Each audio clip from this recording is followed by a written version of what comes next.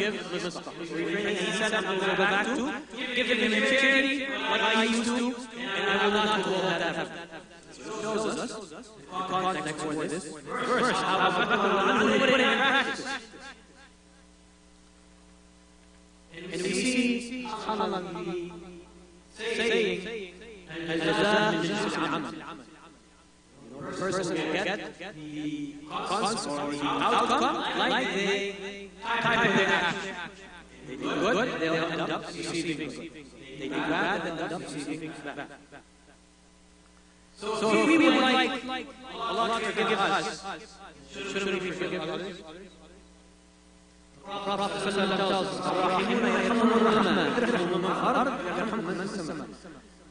the merciful, those who are merciful, the most merciful have mercy on them. Have mercy on those who are on earth, then the one above heavens will have mercy on you. If you want Allah to have mercy, the way you get that is by start off having mercy on those around you. And this is the best opportunity for us to attain the forgiveness of Allah before the end of this month, bless one month of Allah by forgiving others. The Prophet tells us that the doors of Jannah open every Monday and Thursday. And every person who does not associate any part with Allah is forgiven. Every Monday, every Thursday, the doors of Jannah are open and Allah forgives. Every person who does not commit shirk, every person who does not eat, worships Allah subhanahu wa ta'ala alone, does not associate any partners with worship. Except, there's an exception. Except a man or something between him and his brother. Certain grudge, certain ill feelings, arguments, disagreement that led to ill feelings. Doesn't mean any disagreement leads to ill feelings, grudges, right? But some ill feelings between the two. So Allah says, wait on these two until they make up, until they reconcile. So these two people are missing out on the forgiveness of Allah subhanahu wa ta'ala. These two opportunities every week because of these ill feelings they have against each other. The Prophet told us that it's not befitting for two Muslims to not talk to each other, not greet each other, to have a disagreement reach the point where they're cutting off ties with each other more than 3 days. They need this person to turn away, this person turns away. And the Prophet tells us, better one of them is the one who initiates greeting the other, the one who takes first step to resolve that disagreement and swallows the pride, sets aside the ego, and reaches out and reconciles. Why should we forgive others? Why should we have afu on others? Shaitan justifies us, brings us obstacles, and we justify ourselves why we should not forgive someone. Let's look at these obstacles. Let's address them. Because they stand between us and attaining the mercy of Allah subhanahu wa ta'ala and His forgiveness. We think that if we forgive someone, that means we're being weak, it means we're being humiliated. The Prophet tells us, Allah does not increase someone who forgives except with honor. Allah raises a person's rank if they forgive. It makes someone better in the sight of Allah. Why else do we sometimes hold on to grudge? Because we think that this person, we're doing them a favor by forgiving them. They don't deserve to be forgiven. But in reality, when we forgive others, it's something we're doing for the sake of Allah subhanahu wa ta'ala. It's not for them, it's for the sake of Allah. We forgive them, it's for the sake of Allah. Not because we want any benefit from them in this dunya. And we benefit ourselves when we forgive others.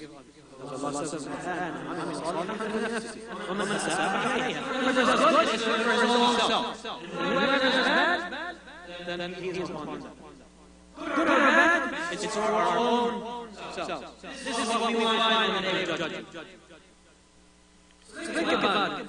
Read really. If someone wronged you, they offended you, they, treated you badly, most of the time they're going to move on, they're going to be thinking about you. They're holding on a grudge inside of you that's causing you more harm than anything to them.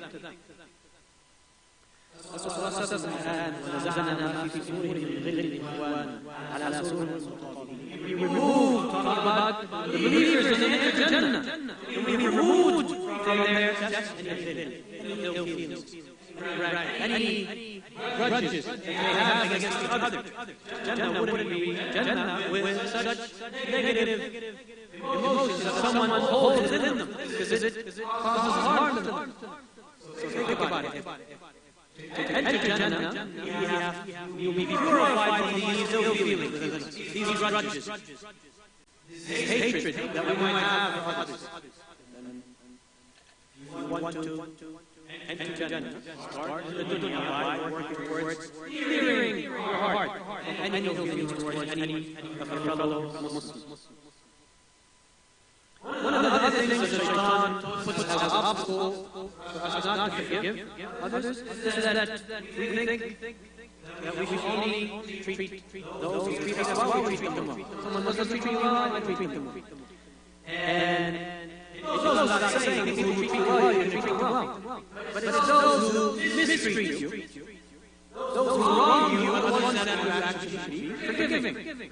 That's the importance of forgiveness. Now Allah tells us in the Quran, وَلَا تَسْتَوِي الْحَسَنَةُ وَلَا السَّيِّئَةُ. The good deed and the bad deed are not the same. They're not equal. ادفع بالتي هي أحسن. فإذا الذي بينك وبين عداوة كأنه ولي حميم. Allah is saying, reciprocate with what is good, what is better, to the point that it's as if, make it seem like as if you're close friends, your buddies, your close companions, the one that there is any enmity or animosity between the two of you. Don't let others, their behavior, dictate who you are, dictate your manners, and what you do. So again, this is Ramadan's last month, in which we're fasting. Our taqwa is increasing. We're getting closer to Allah Ta'ala through acts of worship. The devils are changed. This is an opportunity for us to strive against ourselves and to forgive others. To reach out and take the first step to rectify relationships. Forgive others that Allah may forgive us and have mercy on us. Remember what the Prophet emphasized. May the person's nose be rubbed in dust.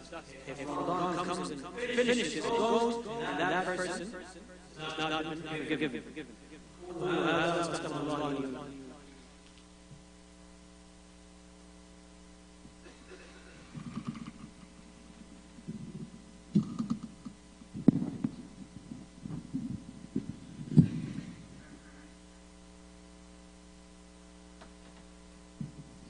بسم الله الرحمن الرحيم الحمد لله رب العالمين والصلاة والسلام على رسول الله وعلى آله وصحبه أجمعين.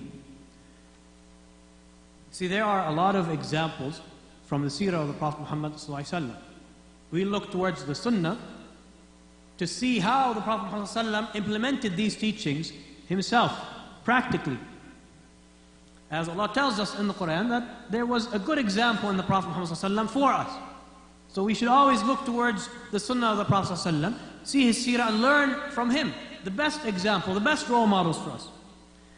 And we all know the story of Ta'if, right? It's mentioned frequently, where the Prophet ﷺ didn't take retribution on them, didn't command the angel to crush them, but rather said, I hope that Allah brings about from their offsprings those who worship Allah and do not associate any partners with Him. But I'm going to give you another story. Something that is even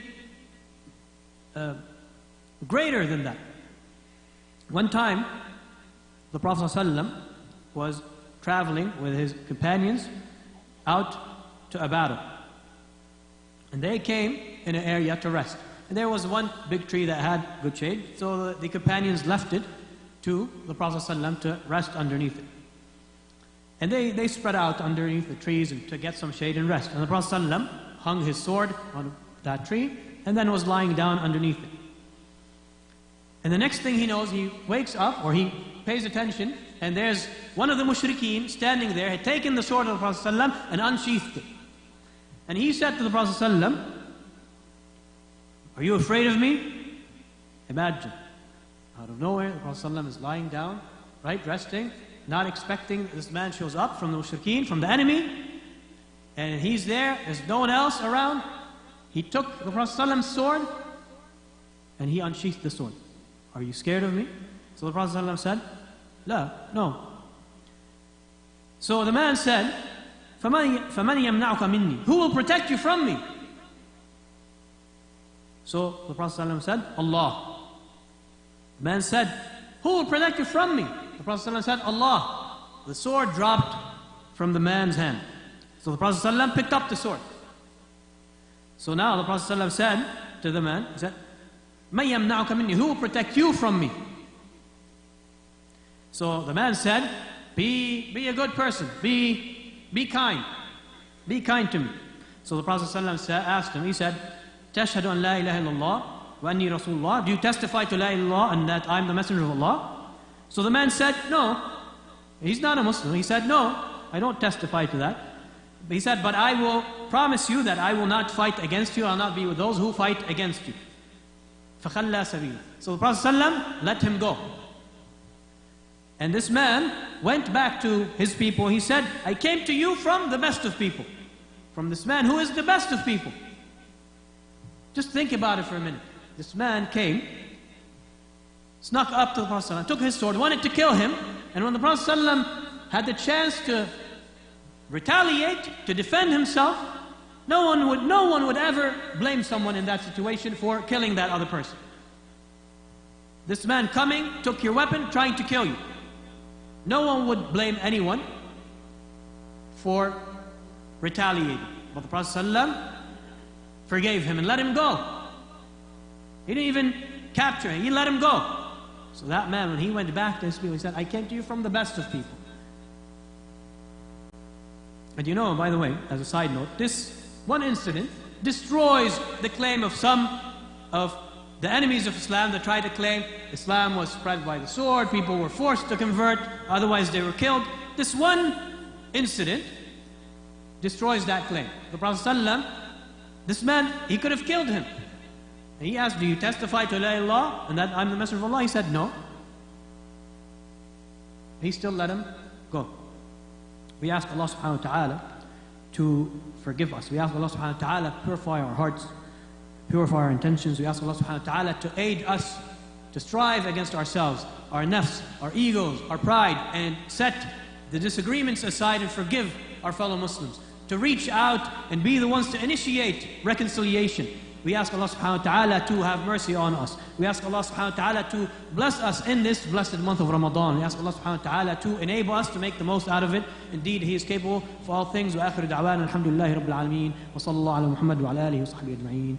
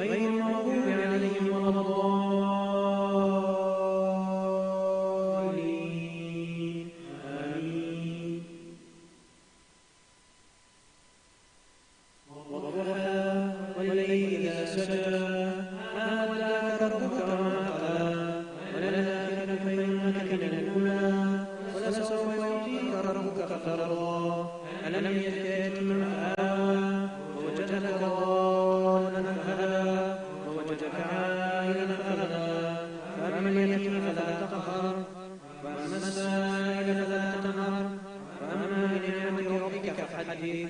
الله أكبر.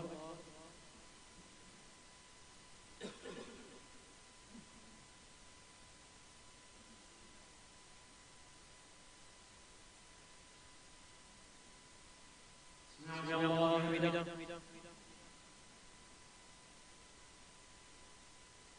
الله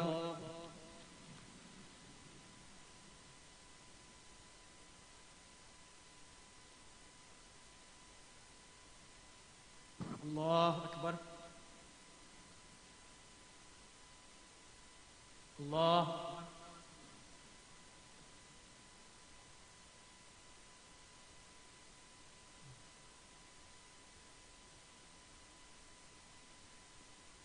الله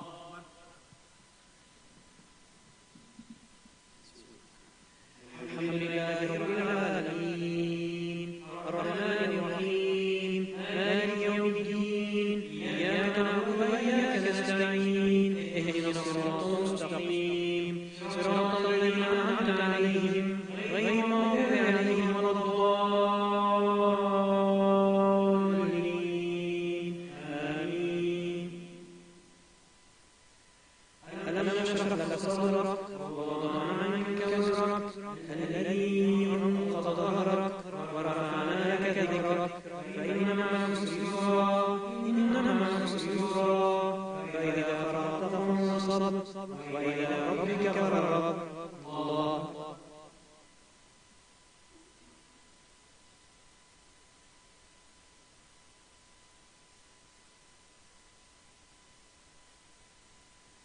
سمع الله حمده.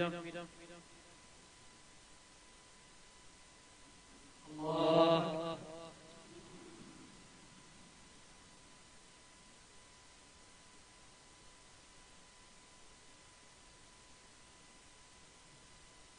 الله أكبر.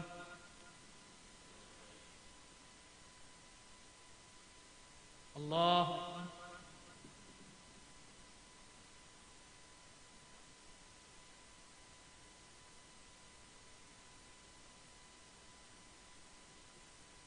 الله أكبر.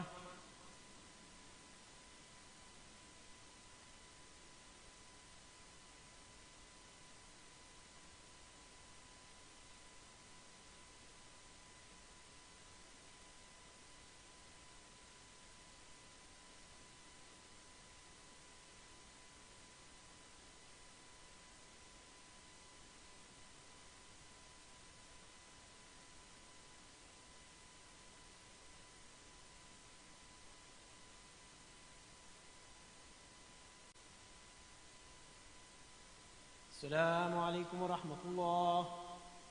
السلام عليكم ورحمة الله.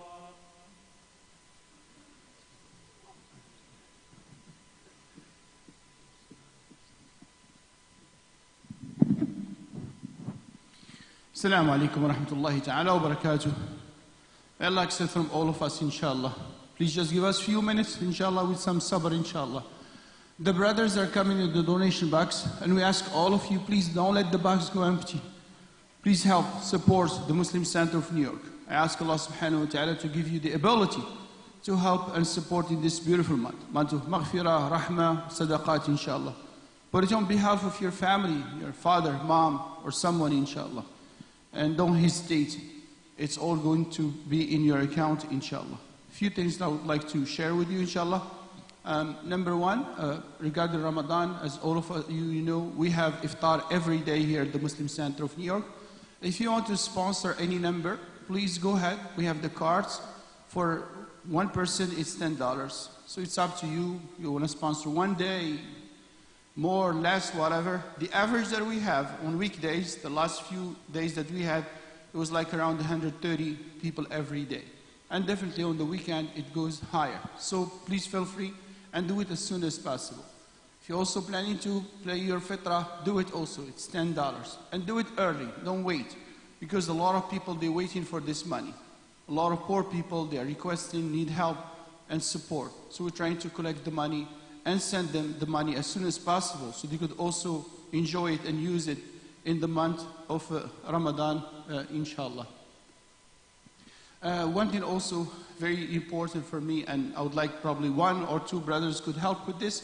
Probably you may realize that the elevator broke on the very first day of Ramadan, subhanallah. For whatever is the reason, the technician that they came, they say it's average around $7,000 for that to be fixed. There's some oil leakage there that they have to pump it, and then they have to change some part. If any of you knows about this, you will do that. May Allah subhanahu wa ta'ala accept from you. Please see me, inshallah. I will show you also the invoice, inshallah. There also, one of the brothers, Dr. Haq, he's downstairs with his team. Please stop by him and try to see and try to talk to him, try to help him, inshallah, for something that he's running for, inshallah. Please feel free to stop for a minute or 2. You will be able to help, inshallah. There are many brothers and many sisters requesting dua. One of the brothers told me, Brother Bukhari, his wife is going for a surgery. May Allah subhanahu wa ta'ala protect her. So please make dua for everyone. And especially remember your brothers and sisters in Gaza, inshallah. لا إله إلا الله وحده لا شريك له له الملك وله الحمد يحيي ويميت وهو حي لا يموت بيده الخير وإليه المصير وهو على كل شيء قدير اللهم اشف مرضانا ومرضى جميع المسلمين اللهم اشفيهم اللهم اشفيهم وعافهم واعف عنهم يا أرحم الراحمين اللهم اشفيها وعافها واعف عنها يا أرحم الراحمين اللهم اعدها إلى بيتها غانمة سالمة يا أرحم الراحمين اللهم اشف كل مريض مسلم اللهم اغفر لموتانا وموتى جميع المسلمين رب ارحمهما كما ربياني صغيرا اللهم انصر إخواننا في فلسطين اللهم فرج كربهم اللهم فرج كربهم اللهم فرج كربهم اللهم انصرهم على عدوهم وعدوك يا أرحم الراحمين اللهم كن لهم نصيرا ووليا يا أرحم الراحمين اللهم لا ينقضي هذا رمضان إلا وقد حررت هذا البيت يا أرحم الراحمين اللهم يا أرحم الراحمين تقبل شهداءهم وواسي أيتامهم وأراملهم يا أرحم الراحمين رب ارحمهما كما ربياني صغيرا وصلى الله وسلم وبارك على سيدنا محمد وعلى آله وأصحابه أجمعين